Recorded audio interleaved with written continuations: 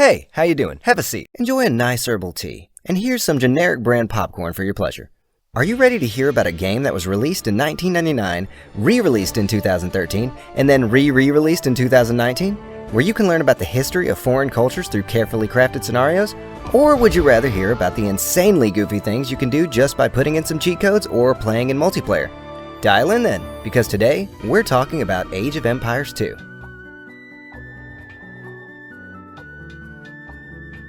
At the risk of carbon dating myself, when I was a kid, there was the Nintendo Entertainment System, the Sega Genesis, and of course, the PC. And the first game I can remember teaching me actual life lessons, besides Tonka construction, was Age of Empires.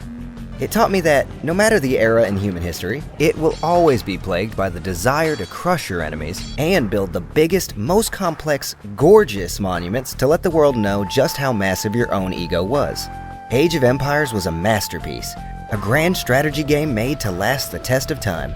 Then came along Age of Empires 2, the magnum opus of Ensemble Studios. You know, before they got shut down after making Halo Wars for the Xbox 360. It just goes to show, much like Rareware, when Microsoft gets involved too much, you're on a fixed countdown to destruction. And that hasn't stopped them from feasting on the long-dead remains within the power of their legal acquisitions team, fueling themselves on the very same nostalgia that likely brought you here for this video. But before I get lost on a tangent of how much Bill Gates has inadvertently created and destroyed my childhood, deep breaths. Let's get positive and talk about the subject for today. Age of Empires 1 was said to be like Civilization meets Warcraft, which is like saying hockey is cricket meets American football. So, decently accurate. It started off with a limited scope of game modes, mainly the 4 vanilla campaigns, Scenario Builder, where you could craft your own adventures, and Online Play, where you could probably host a game in the menu before it promptly desynced everyone upon launch. But believe me when I say, you could spend months getting immersed in the game with the background tracks, astounding graphics, and simplistic yet adequate animations. And you could summon a spy car loaded with missiles when you put in the cheat code Big Daddy, showing what havoc would be wrought on ancient humankind if James Bond or John Wick were suddenly sent back into the Stone Age. Then came the year of 1999. Age of Empires 2 was released, expanding upon the features of its predecessor, albeit still suffering from less than stable online play. But hey, it was the age of dial-up. It was expected to get disconnected unless you were hosting a LAN party, an ancient tradition where a group of kids would haul their PCs into one room, run wires across the floor that would eventually cause a tripping hazard, and partake in a feast of assorted candies and sodas provided by the host's angelic guardian, until they all passed out at 6 a.m. in the morning. Age of Empires 2 is the classic example of a sequel done right. More detail was added to the graphics and color palettes. The official soundtrack was handcrafted by the profound Stephen Rippey and his team of musicians for each faction, and the game featured not 4, but 5 unique campaigns, where you take on the role of, or are guided by, legendary leaders of yore, follow Genghis Khan on his conquest through Eurasia, establish the Holy Roman Empire with Barbarossa, learn of the deeds of Saladin, ride alongside Joan of Arc, and rage against tyranny with William Wallace. In a way, it's like playing Fate Stay Night, but where the emphasis on the romance is holistically centered on the deeds of each leader rather than who they might be dating. And as a side note, if this was about their love life, we'd be here for a while, talking about Genghis Khan specifically. And that's what brings me to the reason I produced this little project. If you're like me, you want to hear about the stories of people who have lived larger than life. You want to be told a narrative and experience it through this modern-day adventure we call video games. So, let's talk about it, or rather, I will, and you just enjoy yourself. My favorite campaign from the base game tells the story of the Scottish Rebellion of Independence, led in part by William Wallace. From reclaiming Scottish forts to fighting back the advances of the English crown, William Wallace was an inspiring champion to his people. During William's childhood, Scotland was ruled by King Alexander III, but after an unfortunate fall from his horse, his granddaughter, Margaret, was set to claim the throne. But she also died of illness soon after. Needless to say, if you're an oligarch of any kind, you might want to avoid a trip to Scotland, because the fundamental laws of nature found there seem not to be too fond of people of power. With no clear ruler, Scotland was almost thrown into civil war.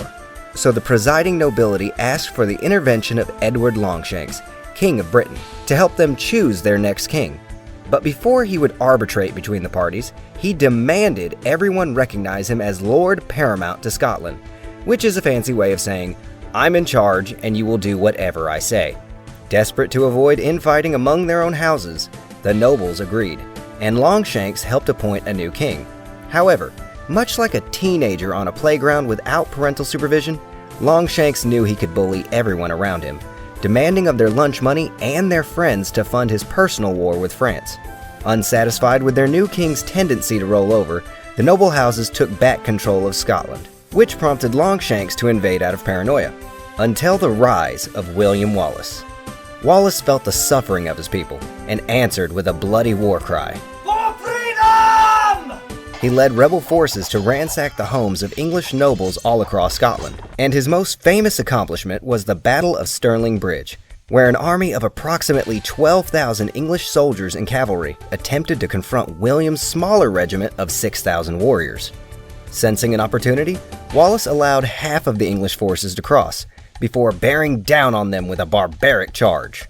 The frightened English forces tried to retreat back over the bridge, only to be blockaded by their own horsemen who had already started crossing.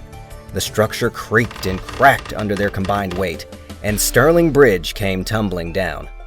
The British retreated, allowing Wallace and his men into northern England, setting hundreds of British settlements ablaze. Wallace would later be betrayed by one of his own knights, and turned over to the British courts to stand trial for his war crimes. In truth, Wallace was a hero to Scotland, but a cold-blooded murderer to the English. And for his atrocities, he was butchered and his corpse was put on display. The message to the Scottish was clear: do not Freedom! with us. But while Wallace's life definitely ended, his fight would be taken up by his friend, Robert the Bruce, inevitably reinstating the legitimacy and authority of the Scottish people's rights to rule themselves, until they joined the UK. Now I understand, you might be thinking, Dialtone, what was with the history lesson? Well, that's what this game does to me. The campaigns don't tell you all the details, so it inspires me to go out and look for them, and then share them with the rest of you. Speaking of sharing, let's move on to the multiplayer, shall we? It's fun when you play it with your friends, where politics are engaged in on an international level, where you can bolster the economy of one friend, while you work to hinder the advancement of another, only to find out they've both been secretly working against you, having formed a pact on Discord Messenger, so that one drains your resources by asking for help, while the other acts as a decoy, drawing out your troops so the aforementioned ally can backdoor you and end your game. Come on out, Dialtone. No! Just a few words of advice: build walls, build defenders, build an escape route, and trust nobody. The multiplayer game modes are pretty simple. Random map, self-explanatory. Turbo random map, where you move a little bit faster and build a little quicker. Deathmatch gives you supplies right out the gate so you can immediately find your opponents and tear down their gates. King of the Hill, where you convert a monument in the center of the map and hold on to it for dear life. But my favorite is Regicide. Kill the king and keep yours from getting gutted. Regicide makes for some fantastic roleplay situations. One of my personal favorite tactics in this mode, should the map and my scouting parties allow it, is to find a small piece of land I'll eventually hide in, then build a massive Ironhide class navy, and send it somewhere else close by. So when one of my friends comes knocking at my door, I can flee to the sea and ambush their boats carrying a massive chunk of their army. It's not a winning strategy, but it is karma. This would have never happened if they would just leave me in peace.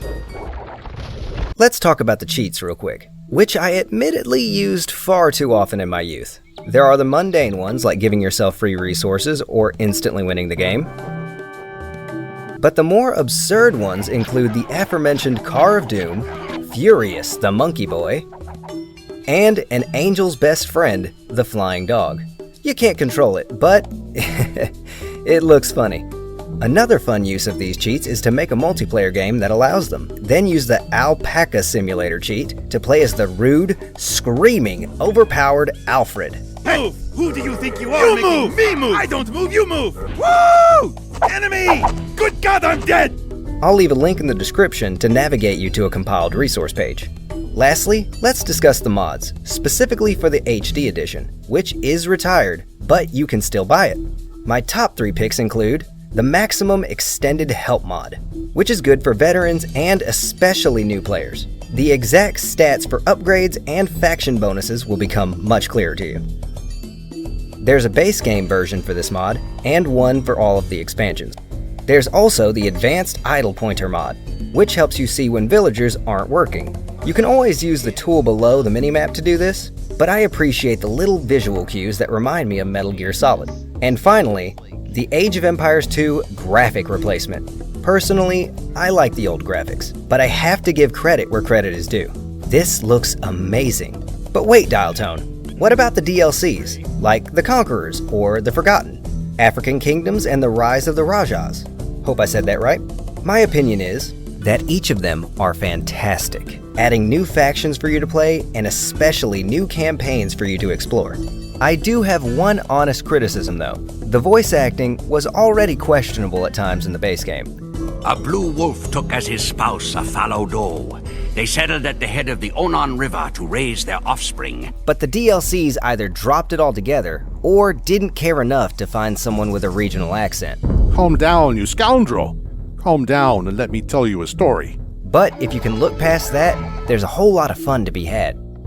And what about the Definitive Edition, which was released in 2019 with better graphics and far more DLC? Well, that's a video for another time, because I'd like to research the companies involved and go over the improvements and differences in more detail at a later date. But if you're interested in the HD Edition, DLCs, and even the Definitive Edition, you can find them on Steam. Without further ado, I hope you enjoyed this video, because I love Age of Empires 2. Yes, nostalgia was a strong motivator, but it's truly a complex work of art. Thank you to the dev team for spending sleepless nights toiling away to make something so fantastic and engrossing. And to you viewers, a generous thank you. I appreciate your time and would love to hear from you in the comment section.